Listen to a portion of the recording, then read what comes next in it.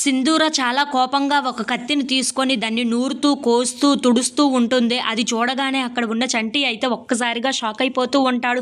అమ్మాయి గారు ఏం చేస్తున్నారో అర్థం కావటం లేదే అని చెప్పేసి అయితే అనుకుంటూ సింధూర దగ్గరికి వెళ్ళి, అమ్మాయి గారు మీరేం చేస్తున్నారో మీకు అర్థమవుతుందా అని చెప్పేసి అయితే అడుగుతూ ఉంటాడు.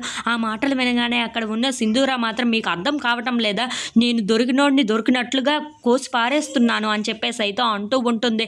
ఆ మాటలు వినగానే అక్కడ ఉన్న చంటి అయితే ఒక్కసారిగా షాక్ అయిపోతూ ఉంటాడు.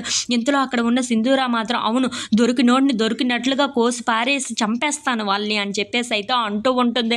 ఆ మాటలు వినగానే అక్కడ ఉన్న చంటి అయితే ఒక్కసారిగా షాక్ అయిపోతూ ఉంటాడు. ఇంతలో అక్కడ ఉన్న సింధూర మాత్రం చాలా కోపంగా ఆ పేపర్లని అన్నింటిని చింపి పారేస్తూ ఉంటుంది. ఇంతలో అక్కడ ఉన్న చంటి మాత్రం అమ్మాయి గారు మీరు ఎంత సుతిమెత్తంగా ఉన్నవాళ్ళు ఇప్పుడు చింపేస్తాను, చంపేస్తాను, నూరేస్తాను, పారేస్తాను అంటే అస్సలు బాగోలేదు మీరు అని చెప్పేసి అయితే అంటూ ఉంటాడు.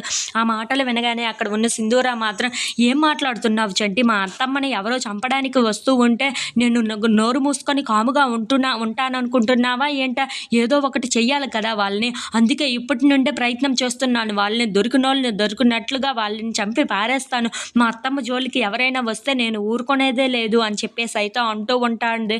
ఆ మాటలు వినగానే అక్కడ ఉన్న చంటి అయితే ఒక్కసారిగా షాక్ అయిపోయి ఏంటమ్మాయి గారు మీరే నాకు ముందు చెప్పారు కదా కొన్ని మంచి మాటలు, అలాంటిది ఇప్పుడు ఏమో ఇలా మాట్లాడుతున్నారేంటి అని చెప్పేసి అయితే అంటూ ఉంటాడు. ఆ మాటలు వినగానే అక్కడ ఉన్న సింధూర మాత్రం నువ్వు కాస్త సైలెంట్గా ఉండు చంటి, ఏం చేసినా సరే మా అత్తమ్మకు ఏమీ కాకుండా నేను అండగా ఉంటాను, మా అత్తమ్మను కాపాడుకునే బాధ్యత నా మీద ఉంది, నేనే చూసుకుంటాను ఇదంతా, వాళ్ళని ఎవరిని మా అత్తమ్మ మీద చెయ్యి కూడా వేయనివ్వకుండా నేను చూసుకోవాలి అని చెప్పేసి అయితే చాలా కోపంగా మాట్లాడుతూ ఉంటుంది. ఇంతలో అక్కడ ఉండే చంటి మాత్రం మీరు కొంచెం శాంతంగా ఉండి అన్నీ ఆలోచించండి, మీరు ఇంత కోపంగా ఉంటే అస్సలు బాగోలేదు అని చెప్పేసి అయితే అంటూ ఉంటాడు. If you like this video please subscribe.